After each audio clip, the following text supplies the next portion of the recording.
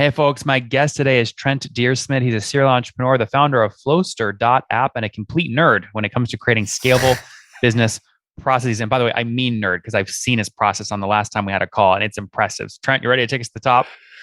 I'll do my best, Nathan. Thank you so much for having My me back. favorite thing about you is you eat your own dog food. This started because you are so into documenting processes, and you showed me some of them last time. They said, I've got to build something to make this easier. And now we have Flowster.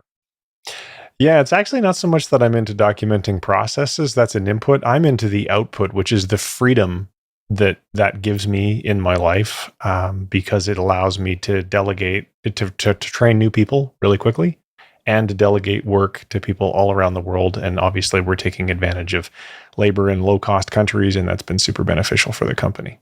Now, we last spoke back in October of 2020. So this is a while ago, but you'd already passed, you're bootstrapped. You had 500 customers paying about 20 bucks a month. So doing about, you crossed your first 10,000 bucks in MRR. A couple questions here. Are you still bootstrapped? We still are, yes. I love that. Love that. That's bonus point one. Number two, talk to us about customers. Are you still serving the same customers as 2 years ago, or have you changed markets? So we still have we get a lot of inbound from those customers, and they have been causing growth to occur at a steady rate. We are now wanting to grow faster. And so I'm in the midst of testing, moving up market a bit to slightly larger customers, same niche, same problems, just slightly more employees per customer. Okay, that makes sense. So is it fair to say, has your ARPU increased? Are you average customer pays more than 20 bucks a month today? Yeah. Yeah. Okay. Our POO is actually double that now. Oh, wow. Okay. So was that because of new product features or more seats per account, or what enabled that? Raising prices was part of it, and some new product features and a new plan. Actually, all those three things have all contributed to it. Let's break that down for a second. So raising prices are something founders always go, oh, but if I raise price, everyone's going to cancel. But then you do it and you're surprised, like no one cancels and you just doubled your revenue. So how did you think about increasing your price? Um, Really, there was somebody wrote a 185-page long pricing experiment. I wish I could remember who it was so I could give them attribution, but we as a management team looked at that very, very closely and decided to make some changes as a result of that, because the unit economics just weren't going to allow us to grow while continuing to bootstrap if we had, the lower prices that we had in the past. And so we really just decided we picked numbers out of the air. Well, not really out of the air, but we picked new numbers. And we didn't force all the older accounts onto the new pricing plan. This was really just for newer accounts. So it hasn't been detrimental so far. It's been positive. So now you have a 7-day free trial. How many people today, as of recording July 27th through 2022, how many people are in the free trial? As of this moment right now, there's a couple hundred. Okay, wow. Okay, so very healthy pipeline. How are you finding these customers? What's your growth strategy? They're actually finding us, oddly enough. We, just because of the content marketing that we're doing and the Facebook groups and the YouTube channel and the stuff, we are adding around 30 to 50 leads a day into the funnel, and they just keep coming every day, day after day. Oh, what's going on there, YouTube? Good to see you guys. Now imagine this. You love watching these interviews with SaaS founders, but imagine if we took all of the valuation data out from over 2,807 interviews I've done manually. Saves you a lot of time. Well, we've done this. We've built it into the beautiful interface inside of FounderPath. Check this out. I'll show you how you can access this in a second, but you log in, you connect your Stripe account, you see your valuation real time, you can see what it changed over the past 88 days, and even set goals for valuation this year. Now, the secret to valuation is there's many different ways to value a SaaS business. So the reason you're going to see 3 or 4 different valuations inside of your FounderPath dashboard, this is all free, by the way, is because depending on who's doing the buying of your SaaS company, you're going to get a different valuation. A VC is going to pay a different valuation. Private equity firm is different. If you're going to do a minority sale, that's different. And if you sell the whole business, that's a different valuation. You can see all those when I hover over here. Right. So the teal is what a VC would pay, yellow is what private equity, and red is if you sold the whole thing outright.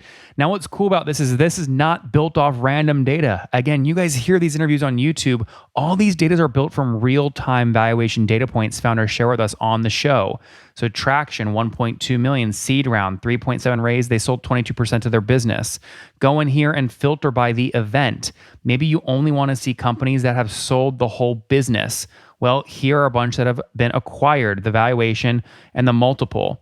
Maybe you're going out right now and you're raising your seed round. Well, go in here and look at all this recent seed deals that went down, what they raised, what valuation they raised at, and what percent that they sold. There's never been a larger data set of SaaS valuations than what you can get now inside of FounderPath, and we're thrilled to bring it to you. All right, we're going to go back to the YouTube video here in a second, but if you want to check this tool out, if you want to jump in and sign up, you can check it out for free to get your valuation at this link, founderpath.com/products/valuations. Or if you go to founderpath.com and hover over products, click on get your valuation here and go ahead and sign up to give it a whirl. Again, all that valuation data live right inside the platform. I hope to see you there. All right, let's jump back into the interview. Is there one of those channels that is just clearly doing more than the others? Facebook, YouTube? Search. Search, definitely. What's the number one keyword you rank for? SEO, I don't even know what it is off the top of my head. I don't run content for the team. That's actually my wife that does that. So I'm embarrassed to say I don't know what it is. Okay, search. So search drives you the most traffic. Interesting. Does your wife, have you guys built a system to like onboard writers to crank out blog content at scale, or how have you built that machine? We're actually, we have been doing that, and now we've been stepping up our game over the last quarter. There's a concept that was taught by Backlinko. What's the guy's name behind Backlinko? I'm forgetting his name. I know you're talking about. I forget his name too. Anyway, Brian Dean. Brian Dean talks about these things called power pages, which are basically just big, huge, long blog posts. And so we've started to publish power pages, and then we're working on a lot of guest posting to get the backlinks to increase the domain rating. And so it's been a combination of that and just kind of our quote unquote regular blog posts that are getting traction. We have one in particular, which I forget what the keyword is. It's SOP templates for digital agencies or something similar to that. And that actually gets a pretty decent amount of traffic. That's interesting. Okay, so that's working nicely. And you look at, obviously you and your wife are running this. How many full-time employees outside of you two are at the company? I think it's 12. 11, 12. Because I don't run the dev team. I don't always know exactly the head count, but let me just think. 1, 2, 3, 4, 5, 6, 7. Yeah, it's between 10 and 12. And so talk to me about how you've done the engineering. So my co-founder is the CTO. He's the technical brains of the company. We have hired exclusively. So he was trained as a software developer his entire life. He's run software teams. He's built and sold a SaaS business in the past. And so I really don't tell him how to do his job at all. He just recruits developers typically out of India and Africa. We do have a few in Eastern Europe, I think. Again, I can't speak specifically because I just don't stick my nose in that particular area of the business. The reason I'm asking is because I always am on the hunt for who's going to be the first one-person team to reach, like $100 million in revenue. And it's going to have to be someone that can really build systems and rely on contractors at scale. If anyone's going to do that, it's going to be you, right? My ego is not that big, but maybe. Okay, we'll see. Talk to me though about this. I imagine a lot of folks use you to onboard contractors to run repeatable tasks, right? So what are some best practices you've seen for creating system to take off, a founder's plate, for example, and give it to a contractor? So that's kind of a long answer, but I'll do my best to answer it quickly. The first part of the question is you've got to create systems. So where should you create systems? Well, it's going to be one of two areas depending upon where in the life cycle your business is. If you're earlier on and your bigger problem is pipeline and lead gen, then create systems in the area of prospecting, funnels, all of that kind of stuff. But if you're a little bit later stage and you're like, nah, we got lead gen and pipeline all figured out, but fulfillment is our issue or something else that's after the acquisition of the customer, then I would say, well, look where the biggest fires are and try and reverse engineer and see what's causing those fires. And instead of being a firefighter, be a fire preventer. So create processes for one of those two areas, or maybe it's both in your organization. And then we actually have a free template for this that you can link to in your show notes. But we've had tremendous Give it a call. success. Do you know the name of it so the audience can search it? Yeah, hire. If you just search for the word hiring, if you go into our marketplace and just type in hiring, I think it says virtual assistant hiring process or something like that. And so we don't have to go into the details here unless you want to, but we've been doing this now for over a decade and we almost never have a hiring fail. So if you have great systems and then you use our system to find a human being, odds are you're going to have really good success right out of the gate with delegating that work. Yeah, yeah. This is the best system I built for this. Is I put together the process in a Word doc. I probably should be using Flowstr. I record a Loom video with Oh, the you're process. killing me, man. I know. And then I go on to Upwork. And the trick is I go on to Upwork and I post a job. And what most people do is they click on like the cheapest labor. What I do is I put filtering in place and I click on the most expensive hourly rate. And I pay 10 people to do the same task. And then I look at the work quality. And then I use the one ongoing, who gave me the best hourly rate for the best value output of following the procedure I gave them. They could automate all this through Flowstr effectively. Yeah, and our process isn't much different than that. We pick 5 people, we pay them to do the thing. So we give them the Flowstr SOP. We all pay them to do it. We do, and then there's one little trick that we do to test their honesty.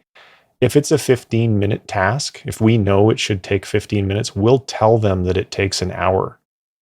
Because that way, the person who comes back and says, "Yep, took the whole hour," I know that that person's going to milk me for extra labor dollars. Whereas if the other person comes back and says, "No, actually, I got it done really quick," they just passed an honesty test that they didn't even know they were taking. That's pretty cool. I love that. Okay, very cool. How many customers now today? Not going to disclose that actually. Oh, okay. Why is that? You said 500 about 2 years ago. Is that something drastically changed? More. It's more. Okay. And why? I guess why choosing not to disclose that anymore? You just feel like it's sensitive data doesn't help you at all? I just being a private company, we don't disclose revenue, we don't disclose customer count. No. Well, wait, but you did though. I mean, something changed between last interview. Yeah. So what changed? We just decided that we didn't want to do that anymore. Okay, fair enough.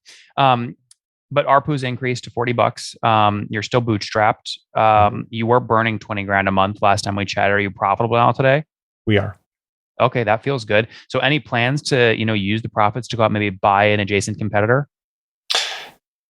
That is definitely on the radar screen. I'm very fascinated. I've told my wife this is the last startup I ever want to do. I just want to buy businesses going forward. I look at what the founder of Opt-in Monster, and I can't remember the fellow's name, but he has built site. Yes, no. That dude is a freaking genius. He has built an empire based upon buying profitable businesses. It's just your Warren Buffett model, but he did it in SaaS. That is super and more appealing. Specifically in WordPress plugins. Super neat. Yeah, so that is super appealing to me, but we're not at the point yet where I want any distractions. What we've been doing has been working, and I want to stay laser focused on it and just do more of it. Mm-hmm. I guess at what point in terms of, I don't know what the number is, the head count, when you break 10 million in ARR, at what point do you go, okay, I have some bandwidth now and things are systematized. I want to go look out and be more aggressive in the M&A space? Yeah, for me, it would be when certain roles are filled. So when I have a COO and when I have a leader of marketing and I have a leader of sales, and those are all senior people, $100,000 plus each, at that point, I don't need to spin the wheels every day. I just need to be the head coach.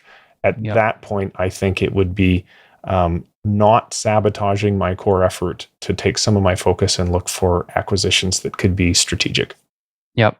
Very cool. Love that. Now, you don't want to talk about customer count. Are you comfortable sharing? Have you guys broke $1 million run rate at this point?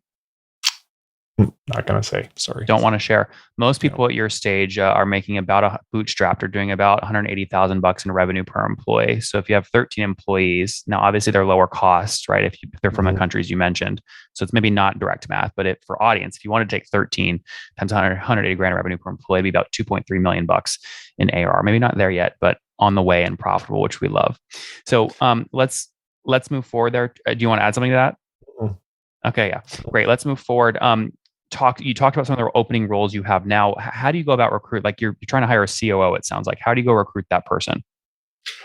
So I'm actually not trying to hire the COO just yet. If I was going to hire a salesperson, I would be following Mark Roberge's guidelines literally to the letter. I consider this to be the Bible.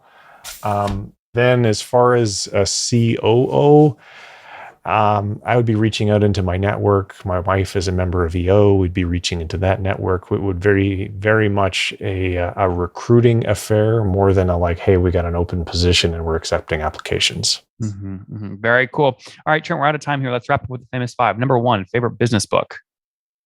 Well, lately it's been Mark Roberge's book. I'm really fascinated by that book. Number two, do you have any salespeople today? No. Yeah, it's interesting you're reading that book because it's really hard to put that book into practice unless you have ACVs above 5 or 10 grand, because that's when it makes sense to have a sales rep with commission. Yep. Are you planning on launching some sort of enterprise feature where you can charge 20 grand a year? We are, yes. Okay. Very cool. Very cool. This year you'll land at your first enterprise customer, or that's a 2023 objective? It could happen this year. Okay, very cool. Number two, is there a CEO you're following or studying? Not that I could give you a quick answer to. So okay. No. Number three, what's your favorite online tool for building Flowster besides your own? My favorite online tool for building Flowster. I'm sorry that I'm blanking because Flowster is my favorite tool. There's just so many others that I use that, that everybody else uses that I don't think are particularly, like I wouldn't say, oh my gosh, that one's my favorite. So I don't have a great answer for you there. I'm sorry. Well, you said SEMrush last time. Number four, how many hours of sleep do you get? So actually, yes, that would be, and we're using Href. So yes, I would say because SEO is our largest source of traffic and we use that tool, but my wife uses it, not me. That's why it didn't pop into my mind.